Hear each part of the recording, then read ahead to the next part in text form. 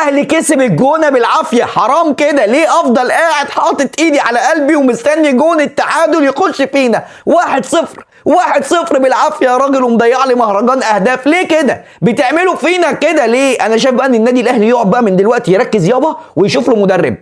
لازم بقى تشوف لك مدرب قوي، لان المدرب ده جبان يا راجل. انت كسبان 1-0 وجت في الدقيقه 85 بدل ما يعمل تغييرات ينشط بيها الملعب نازل يدافع، منزل لي كوكا عشان خاطر يدافع. تغييرات غريبه اصلا النهارده من ياس سورب. انت اصلا من البدايه ايه اللي بيخليك تبتدي بعم كمويش ده؟ ما خلاص يا باشا ده رامين توبته. ابتدي بالواد مروان عثمان. الواد مروان نزل بيروح نعم بيضيع، بس مديك بصمه ان هو كويس، يقدر يسجل، بيتحرك صح، بيعرف يباصي، بيعرف يجري، بيعرف يلعب بدماغه. كامويتش النهارده 0. ما علينا من اللي قدمه امام عاشور، وده المستوى العادي والطبيعي اللي يقدمه امام عاشور، كونه ان هو امام عاشور احسن لعيب في مصر وفي افريقيا. هتقول لي انت دلوقتي بقيت بتشكر فيه، اقول لك انا شفت ان هو لاعب التزم.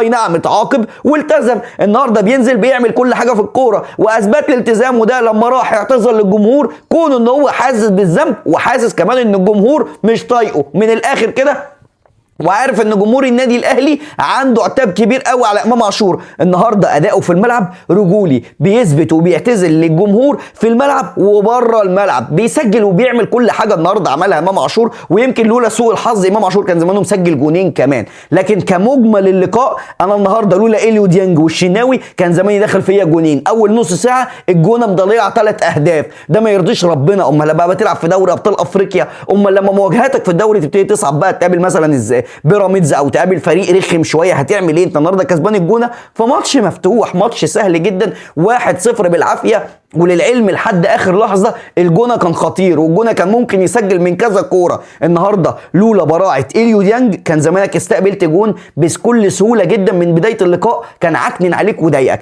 التغييرات والتشكيل من البدايه غلط. طب انت بن شرقي ليه مش بتلعبه في مكانه؟ ليه بتعدل وليه طب بن رمضان ما هو ماشي كويس، الراجل بقاله فتره. ريح مروان عطيه شويه لان الراجل استهلك، وكمل ببن رمضان لو انت عايز تعمل تغيير.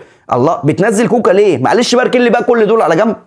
طب ما انت طلع عندك باك شمال اهو، يوسف بالعمري، ارفع له القبعه. راجل باك شمال محترم جدا ولعيب كويس قوي وكواليتي عالي قوي. بقى من ساعه ما علي معلول مشي ما شفتش الباك الشمال بيعمل الارضيه دي من بعيد كده، ما شفتهاش. سرو عالمي فكرني بريحه علي معلول بالظبط. طب ما هو باك شمال كويس، الراجل ده ما بيبتديش ليه؟ كونك انت كمدرب عندك اللعيب ده وشايفته وشفت اداؤه وبتلعب لي كوكا، يبقى انت كده مدرب ما بتفهمش حاجه. من الاخر بقى انا شايف ان النادي الاهلي من دلوقتي لازم يدور على سي في قوي لمدرب يكمل المسيره، لان انت مع الراجل ده هتقع.